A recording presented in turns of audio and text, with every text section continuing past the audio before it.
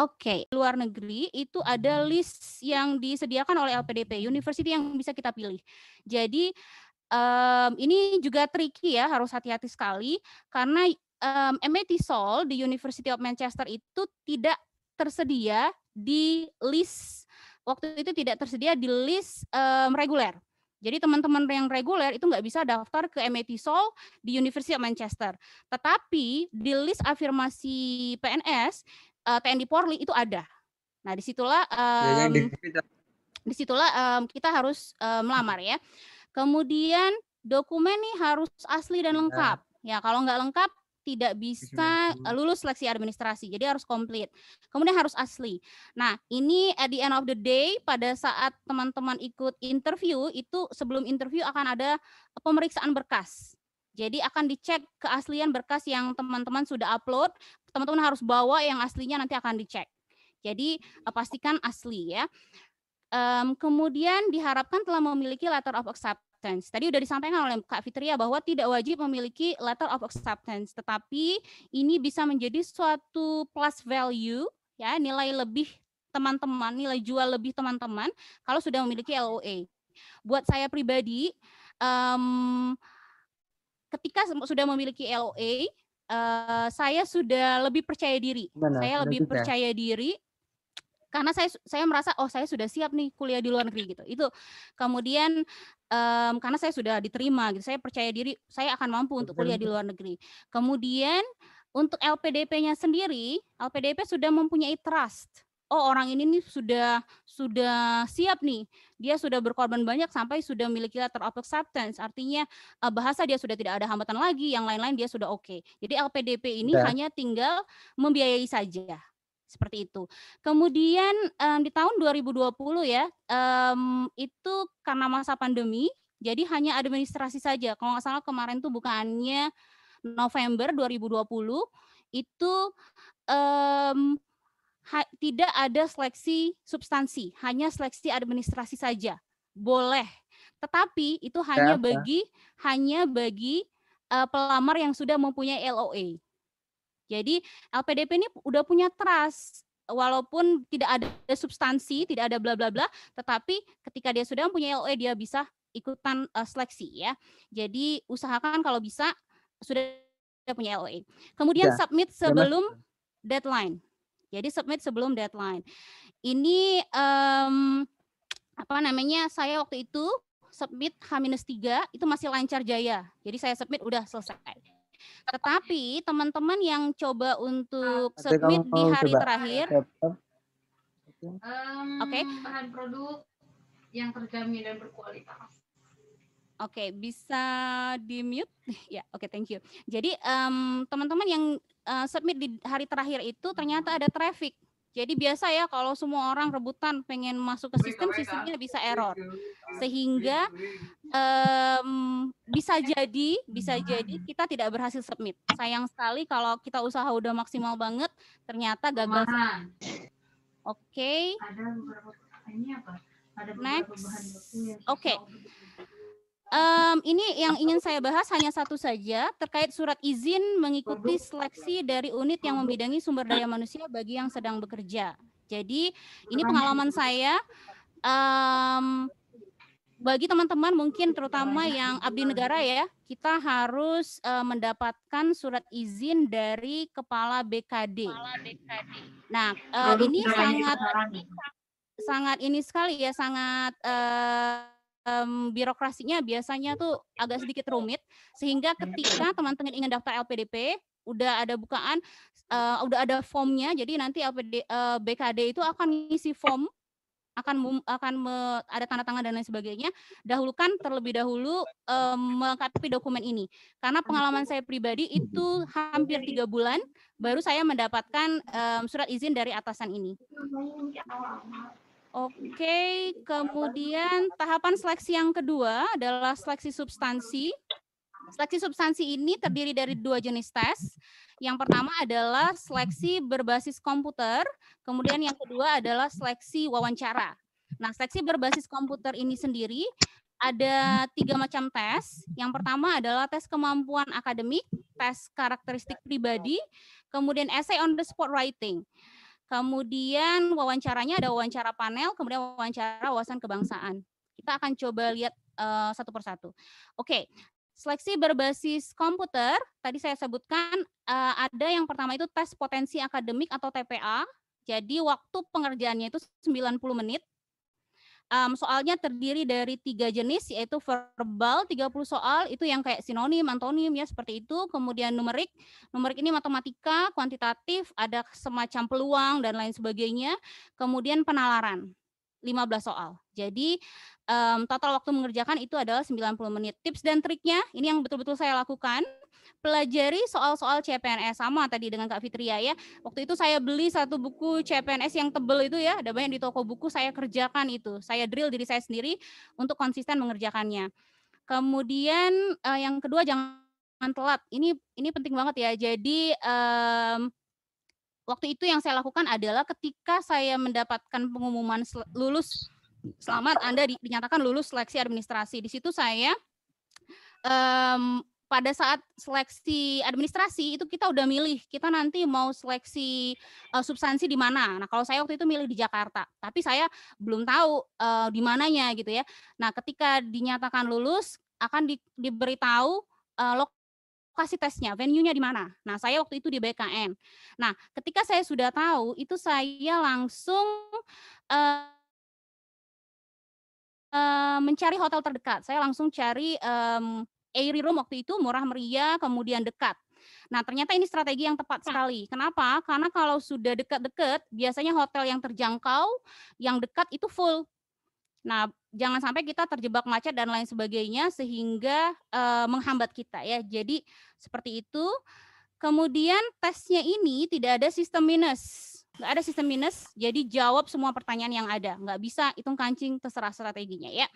Kemudian yang keempat, pastikan lolos passing grade. Nah, ini sebenarnya passing grade ini nggak pernah dirilis oleh LPDP. Jadi LPDP nggak pernah bilang nih, lolos LPDP, passing grade harus sekian, tidak.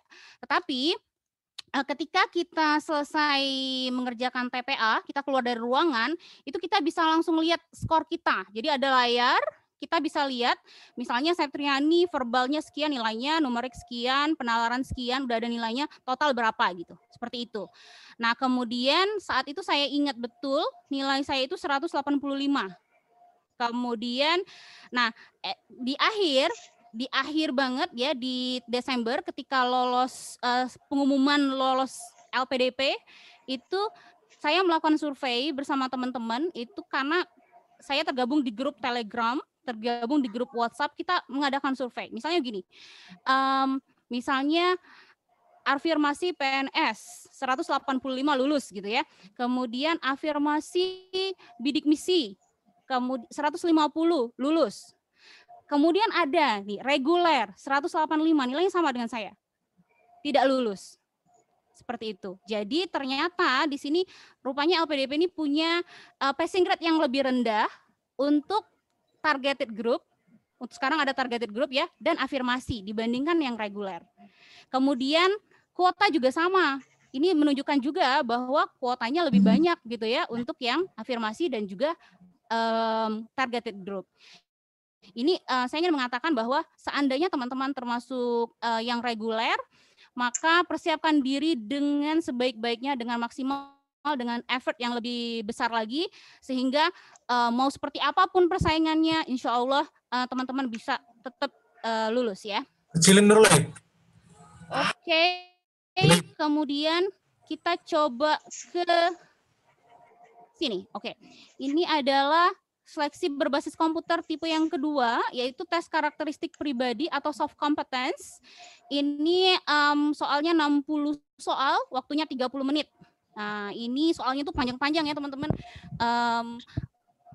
Terkait dengan sejenis psikotes seperti itu.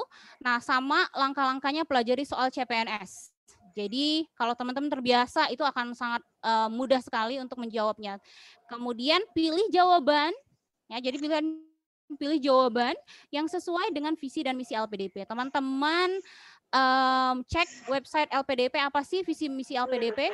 Nah, sebenarnya visi misi LPDP itu harus diwujudkan oleh awardee-nya. Nah, kita harus tahu, oh visi misinya ini. Nanti sesuaikan pilihan teman-teman dengan visi misi LPDP tersebut. Oke, next, seleksi berbasis komputer yang ketiga adalah essay on the spot writing. Nah, teman-teman, 3 jenis tes ini, TPA, TKP, kemudian essay on the spot writing ini kita kerjakan pada saat bersamaan dengan komputer yang sama. Jadi kita berada, kalau saya waktu itu di BKN, saya sudah disediakan di komputer ibu di sana, misalnya seperti itu.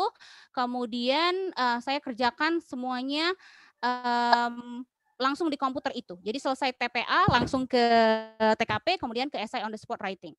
Oke, nah soal essay on the spot writing ini adalah tentang kasus-kasus atau current hot issues yang ada di Indonesia dan di dunia saat ini.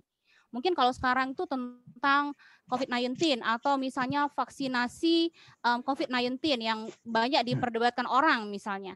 Kemudian kita akan diberikan sedikit wacana singkat tentang teks tersebut. Kalau bahasa Inggris berarti wacananya berbahasa Inggris dan esainya harus kita jawab dengan bahasa Inggris juga.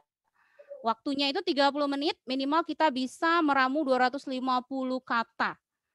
Nah, ini cukup challenging ya teman-teman. Kalau misalnya teman-teman persiapannya kurang, kemudian mungkin teman-teman grogi, karena keyboardnya itu, keyboard komputer yang ada di BKN, saya nggak tahu kalau tempat lain, tapi saya pikir more or less fasilitasnya harusnya sama ya. Itu sama dengan keyboard komputer yang cetak-cetok itu ya. Jadi kalau kita tidak punya persiapan yang baik, lumayan terganggu juga, orang cetak-cetok di kanan kita, kiri kita, kemudian selesai. Tapi kalau teman-teman sudah mempersiapkan diri dengan baik, waktu 30 menit itu cukup kok, cukup banget. Tips dan triknya, banyak-banyak nonton berita dan baca headline news. Kalau dulu saya usahakan selalu nonton headline news, kemudian saya nonton program apa sih saya lupa, itu yang dipandu Karni Ilyas itu ya. Apa sih itu namanya? ILC. Oh nah ya betul, ILC ya. Saya nggak nonton full tuh, panjang banget, tapi minimal saya tahu, oh membicarakan tentang ini, oh ini berarti hot issues yang ada di Indonesia misalnya. Kemudian karena saya ingin, saya akan menghadapi esai bahasa Inggris, maka saya juga baca koran The Jakarta Post. Bahkan di bulan terakhir itu saya langganan The Jakarta Post. Saya langganan, saya baca setiap hari, headline newsnya saya buat sendiri, apa sih namanya, esainya, oh kira-kira tentang ini, saya akan nulis esai seperti ini. Kemudian saya coba untuk buat outline-nya, kemudian saya buat mirip dengan IELTS Writing Type 2, argumentative essay. Misalnya kalau tentang misalnya vaksinasi tadi ya, bisa saja soalnya mungkin apa namanya, bagaimana pendapat Anda pro apa kontra, atau mungkin bisa Anda diminta untuk memberikan solusi dan lain sebagainya. Jadi harus meyakinkan sekali. Oke, next, seleksi yang kedua. Kalau teman-teman sudah lulus, nanti teman-teman akan diundang kembali untuk seleksi wawancara. Ada 2, wawancara panel, kemudian wawancara kebangsaan. Saya waktu itu di STAN Bintaro. Oh sorry, ini bukan BKN ya, tapi di STAN Bintaro. Oke, ini ke yang pertama dulu, wawancara, sorry, ini bukan wawancara wawasan panel, tapi wawancara panel. Di sini ada panelis 3 orang, interviewer, 1 orang itu psikolog, 1 orang dosen, profesor nih biasanya, kemudian perwakilan LPDP. Nah, untuk psikolog ini dia akan nanya pertanyaan terkait sesuatu yang terkait psikologi kita ya. Kemudian dosen ini biasanya tuh pertanyaannya ada di esai yang sudah kita tulis di seleksi administrasi. Jadi seperti misalnya riset yang ingin kita lakukan dan lain sebagainya. Kemudian ada juga perwakilan LPDP. Nah, tips-tipsnya ini buat saya ngaruh banget ya. Yang pertama adalah latihan atau simulasi bersama pelamar lain, baik secara online maupun offline. Nah, jadi banyak sekali grup-grup orang-orang yang punya cita-cita yang sama, kemudian membentuk grup baik itu Telegram maupun WhatsApp. Jadi waktu itu saya nggak ada kenal sama sekali dengan pelamar dari Lampung, nggak ada yang kenal sama sekali. Tapi kemudian begitu saya join di grup Telegram, itu saya coba bikin grup WhatsApp, kemudian linknya saya kirim ke grup Telegram. Di situ saya invite peserta pelamar dari Lampung untuk join grup WhatsApp saya. Nah, dari situ kami dari Lampung waktu itu ada 4 orang. Alhamdulillah lolos semua saat itu. 1 orang dosen Melahiyati, sekarang di Leeds S3, kemudian 1 orang tuh dari UIN Lampung, sekarang di Utrecht University, kemudian 1 orang itu fresh graduate, alumni bidik misi, sekarang di Monash University. Jadi kita ketemuan hampir seminggu sekali, kita gantian nih, siapa yang jadi interviewernya, kemudian siapa yang jadi interviewinya, siapa yang diwawancarai. Sehingga ketika wawancara beneran kita kayak udah biasa aja gitu. Kemudian online juga. Jadi teman-teman di grup Telegram dan WhatsApp tadi, kita itu juga malam-malam kayak gini kita sering sekali gantian siapa yang akan jadi pewawancara, siapa akan diwawancarai, kemudian yang lain tuh menyimak. Nah, itu yang kami lakukan. Kemudian ini join grup Telegram, gampang, search saja di Google, ada tuh. Kemudian datang lebih awal, pasti pelajari CV dan essay. Kalau saya pribadi, soal yang diberikan pada saya itu semuanya ada di CV saya, semuanya ada di essay saya. Kenapa? Sebenarnya interview itu biasanya pengen ngulik-ngulik lebih dalam rencana-rencana kita. Seperti itu. Kemudian menjadi diri sendiri dan penuh percaya diri ya, karena tadi saya sudah singgung, ada psikolog di sana, jadi kita nggak usah pura-pura menjadi orang lain, karena pasti akan ketahuan juga. Kemudian bagi teman-teman yang sudah punya LOA atau dokumen-dokumen andalan lainnya, jangan lupa dibawa, karena nanti LOA terutama, kalau teman-teman mengklaim sudah punya LOA, kemudian atau mungkin pada saat registrasi, seleksi administrasi, teman-teman belum punya LOA nih, tetapi ternyata di kurun waktu seleksi, teman-teman udah dapat LOA-nya. Nanti dibawa aja pada saat interview, ditunjukkan saja. Ini adalah suatu plus value buat teman-teman. Kemudian ini saya nggak dapet nih wawancara kebangsaan karena 2018 itu tidak ada, kami adanya FGD. Jadi atau LGD, Leaderless Group Discussion, itu sudah tidak ada lagi. Tapi saya sempat tanya ke awardee yang seleksinya bareng Mbak Fitri. Sekarang akan kuliah di semester genap ini di UPI. Nah, ternyata sama nih tips yang bisa dilakukan adalah bisa latihan atau simulasi bersama pelamar lain, datang lebih awal, kemudian pelajari current hot issues. Nah, teman itu dia pertanyaannya terkait dengan isu yang ada berkembang saat ini, bagaimana pendapat Anda? Kenapa? Kemudian pelajari pasal-pasal dalam Undang-Undang 1945 yang terkenal dan kaitkan dengan hot issue tersebut ketika memberikan tanggapan. Jadi enggak hanya tanggapan kayak kosong aja, pendapat pribadi banget gitu, tapi kita harus ada landasannya itu apa. Nah, tadi juga sama dengan Kak Fitria, pelajari buku CPNS karena di situ ada wawasan kebangsaan yang minimal memberikan memberikan bantuan insight kepada kita untuk paham kira-kira wawasan kebangsaan itu apa.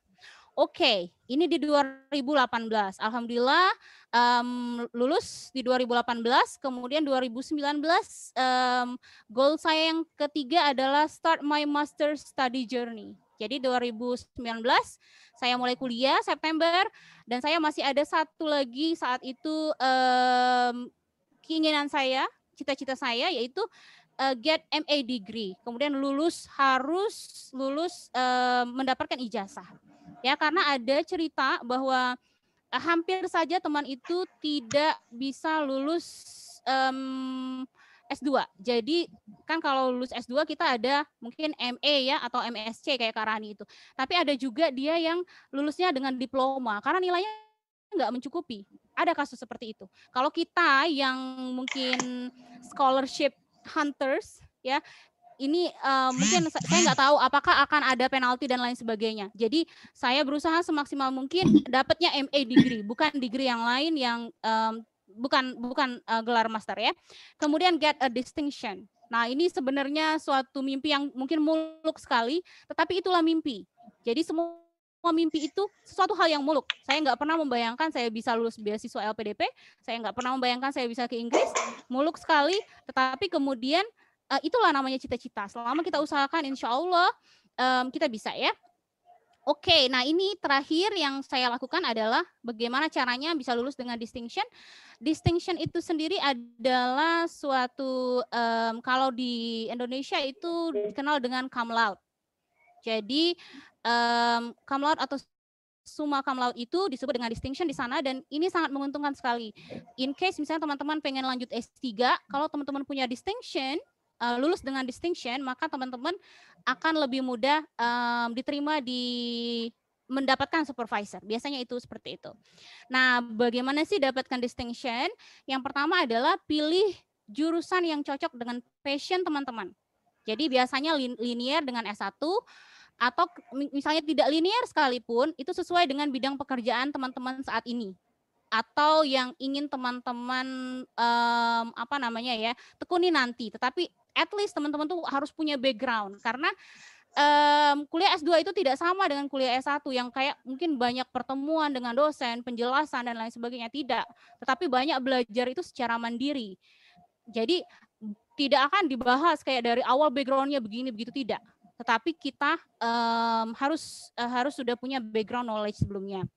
Yang kedua, pelajari silabus tiap mata kuliah. Tadi saya sudah singgung ada course unit details. Bahkan sebelum kita melamar pun kita bisa cari tahu ini.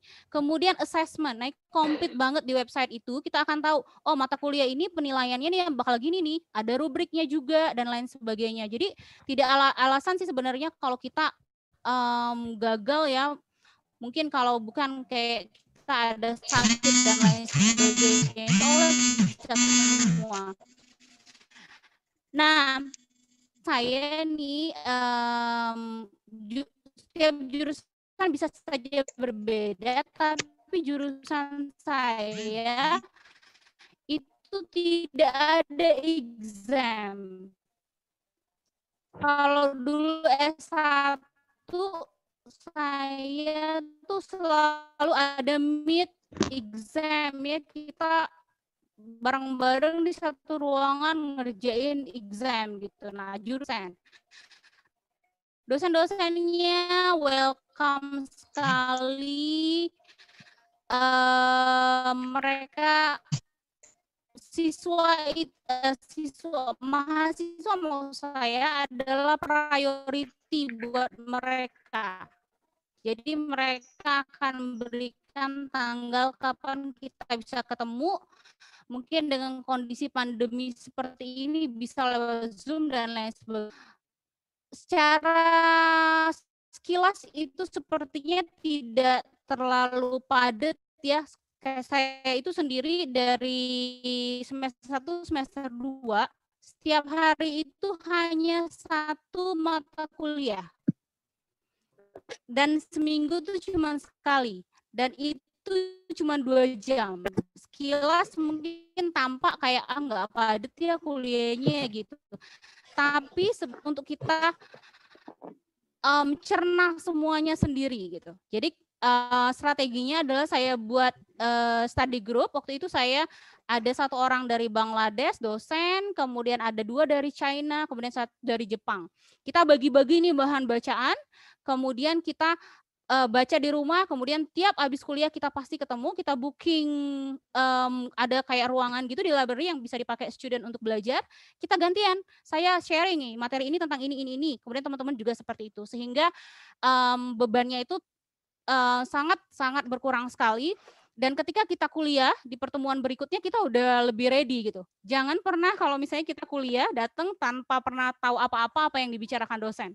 Itu kayak 2 jam yang berharga itu akan sia-sia saja gitu. Jadi kita harus baca dulu. Oke, kemudian jangan malu bertanya. Nah, ini dosen kami itu sudah bilang dari awal, don't suffer in silence. Jadi kuliah di luar negeri itu tantangannya bukan hanya urusan akademis ya, tetapi juga kadangkala kita homesick, kangen keluarga dan lain sebagainya yang membuat performa kita akademis kita itu berkurang atau katakanlah jelek. Don't suffer in silence. Apapun masalahnya itu ada solusinya gitu. Seek for help, minta tolong. Bisa ke dosen, classmates kalau memang itu masalahnya akademis, kemudian bisa ke staff, mungkin masalah-masalah yang lain kita staff itu membantu sekali. Kemudian PPI, jadi di setiap negara, di setiap kota bahkan itu ada PPI Persatuan Pelajar Indonesia. Ada PPI UK kalau di Inggris dulu, ada juga PPI Manchester. Di situ kita wahana bagi kita untuk minta tolong, untuk bertanya, kemudian juga menolong teman dan lain sebagainya. Jadi selalu ada solusi apapun persoalan yang kita hadapi, insya Allah selama kita mencari solusinya ya. Kemudian yang keenam, manfaatkan setiap fasilitas yang diberikan universitas. Library. Library tongkrongan setiap hari. Jadi kita pelajari sistemnya, bagaimana booking study room dan lain sebagainya. Manfaatkan dengan baik. Kemudian academic workshops. Kalau di Manchester itu setiap hari itu ada free academic workshop. Misalnya workshop tentang grammar, ini listening, speaking, reading, writing, bahkan dissertation workshops. Jadi meskipun kuliahnya cuma sekali ya sehari, tapi biasanya saya penuhi dengan ikut workshop-workshop ini.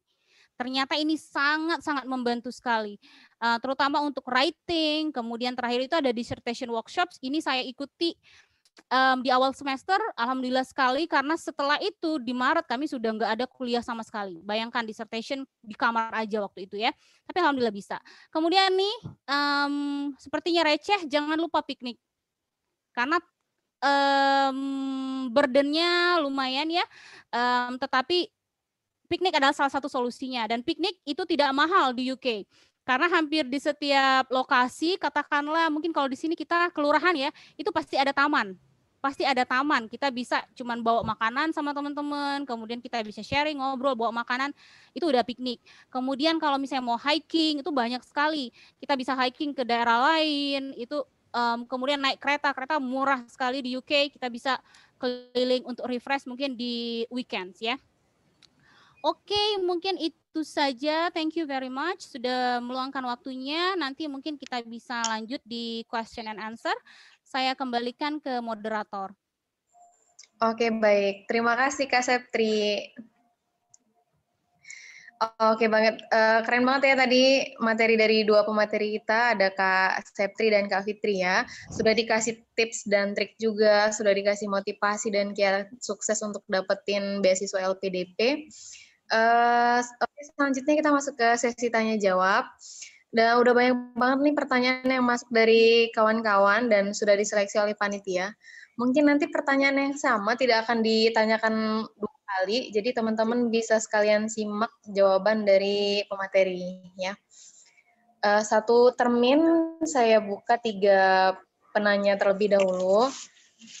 Yang pertama ini dari Kak Alia. Tadi ada yang sudah resen ya? Belum, oke. Pertanyaan pertama ini dari Kak Alia untuk Kak Fitria. Pertanyaannya adalah, jika tidak diterima di universitas, apakah beasiswa akan ditarik? Kemudian dari Kak Rudia Tuljana untuk Kak Septria, apakah beasiswa LPDP bisa diikuti oleh semua jurusan, umur, dan universitas gitu Kak?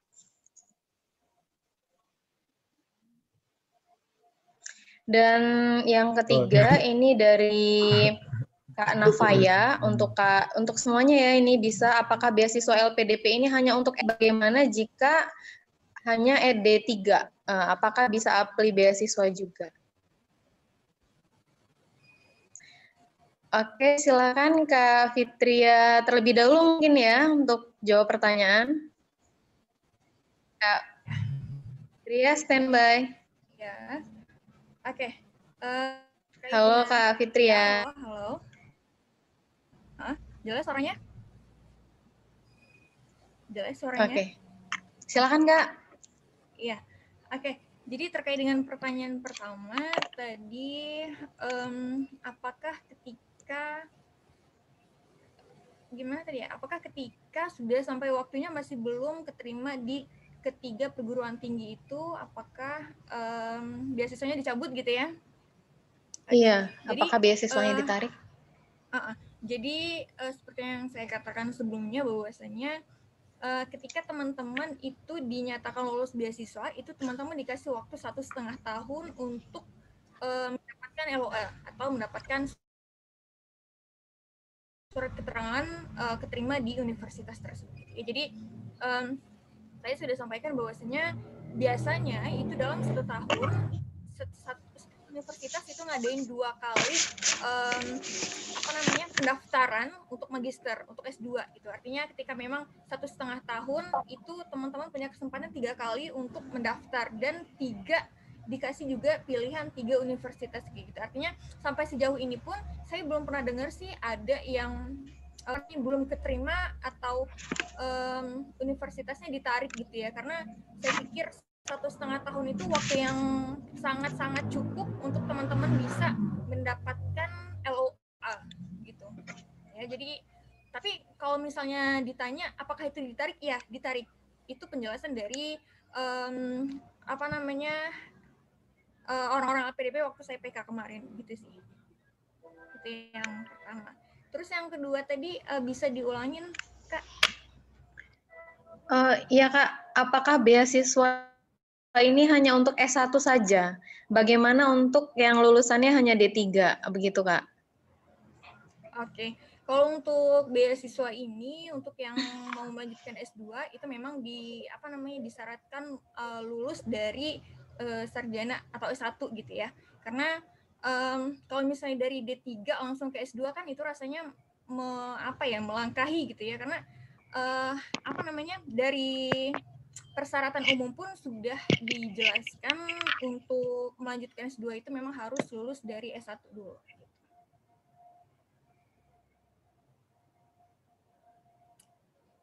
Oke.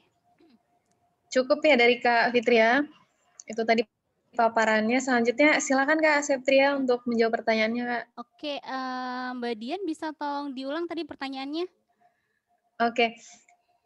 Apakah beasiswa LPDP ini bisa diikuti oleh semua jurusan, umur, dan universitas? Begitu Kak? Iya, jadi sejauh yang saya tahu iya. Jadi kalau pertanyaannya dari universitas mana gitu ya, mungkin nanti bisa dicek kembali di websitenya. Tapi sejauh yang saya tahu, kalau teman-teman berasal dari universitas negeri, universitas swasta itu memiliki chance yang sama selama persyaratannya terpenuhi, misalnya IPK-nya berapa dan lain sebagainya. Jadi terbuka kesempatan untuk baik yang dari mungkin S1-nya di negeri atau di swasta. Mungkin bisa dicek lagi, dipastikan lagi university yang mungkin bisa dan tidak bisa mengikuti. Mungkin bisa dicek lagi. Kemudian terkait usia. Nah, usia ini tadi sudah saya sampaikan dicek sesuai dengan jenis beasiswa yang teman-teman ikuti. Jadi kalau S2 itu tinggi untuk yang dari fungsional itu guru dan dosen itu ada tambahan yaitu 42 tahun maksimal untuk S2 untuk guru dan dosen. Jadi kita harus tahu kita di jenis beasiswa mana, apakah afirmasi, apakah reguler, apakah targetnya, usia yang dipersyaratkan tuh maksimal berapa, seperti itu. Kemudian saya setuju dengan tadi yang disampaikan Kak Fitria terkait dengan apakah D3 lulusan D3 bisa tidak ikut seleksi beasiswa LPDP.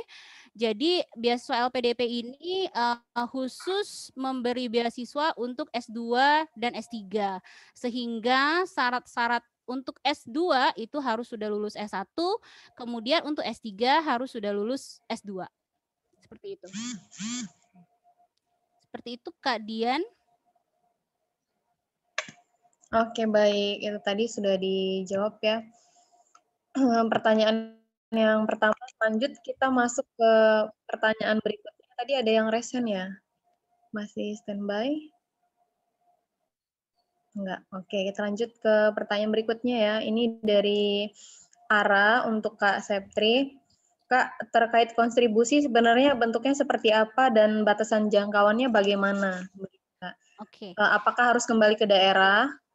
Lalu dia bertanya lagi, apa pertimbangan memilih kampus luar negeri yang jurusannya ada di Indonesia? Begitu. Oh iya. Ya. Oke, baik.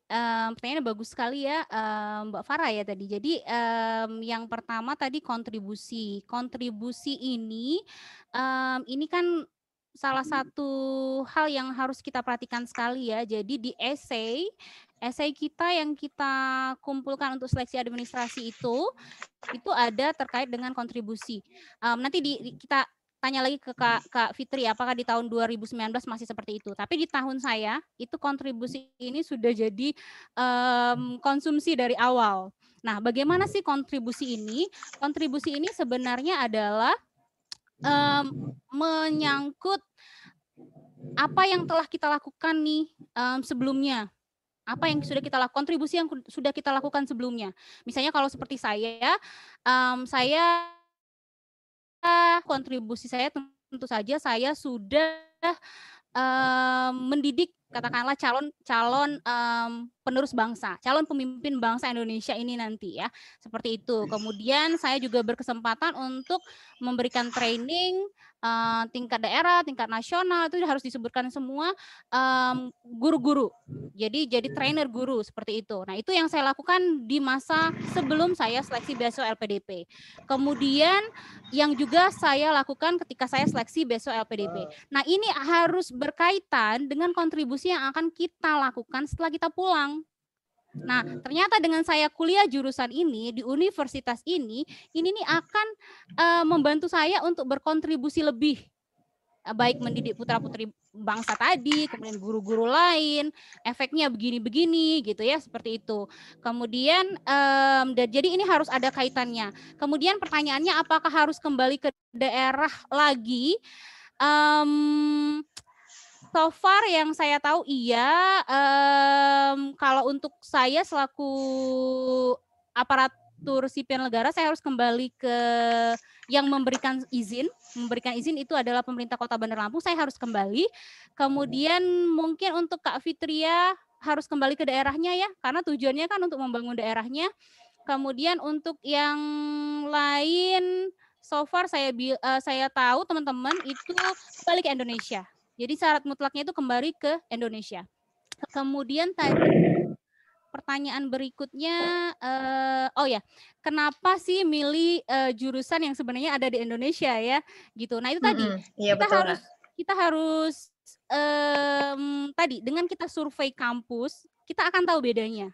Kita survei nih, universitas ini, jurusan ini, itu kita akan bisa membedakan banget. Kenapa sih harus di luar negeri? Apa sih plusnya university ini? Apa sih plusnya jurusan ini di negara ini? Bahkan TESOL, seperti saya bilang tadi sih sebenarnya ada ya Magister Pendidikan Bahasa Inggris gitu, ada bahkan di Unila di Lampung ini ada gitu. Kenapa saya harus jauh-jauh ke Inggris? Biayanya jauh lebih besar pemerintah mengeluarkan. Kenapa? Ya karena tadi jurusannya seperti saya bilang tadi ada spesialisasi. Bahkan UOM ini saya nilai lebih istimewa dari kampus lain di UK, dari kampus lain bahkan di negara lain bagi saya. Bagi saya cocok dengan apa kontribusi yang akan saya berikan nanti ketika saya pulang. Nah, seperti itu. Jadi syaratnya survei, riset jurusan tadi. Jadi yakinkan LPDP. Yakinkan LPDP kita harus ke sana seperti itu. Ya, begitu Kak Dian. Oke, terima kasih Kak. Ini masih ke Kak Septri lagi, ini di room chat ini banyak banget pertanyaannya ke Kak Septri ya. Ini dari Alvina Damayanti dari Universitas Sriwijaya untuk Kak Septri. Apakah pengalaman bekerja sangat berpengaruh dalam seleksi esai atau wawancara gitu Kak? Kemudian pertanyaan keduanya, apakah pertanyaan wawancara akan sesuai dengan topik esai yang kita dapat? Oke. Nah, yang pertama tadi ya, oke. Yang pertama tadi terkait dengan apa tadi? Pengalaman kerja. Pengalaman kerja. Oke.